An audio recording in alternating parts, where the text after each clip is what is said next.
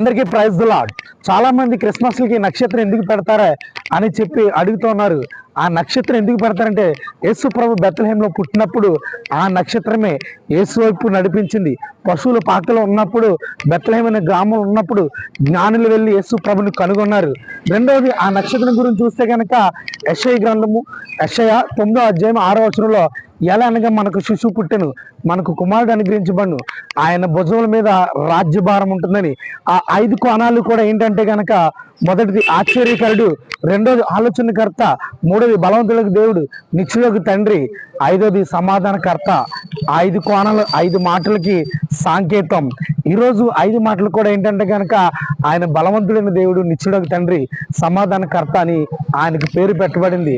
ఆ నక్షత్రం యొక్క గొప్పతనము మరి బైబిల్ అది సెలవిస్తుంది.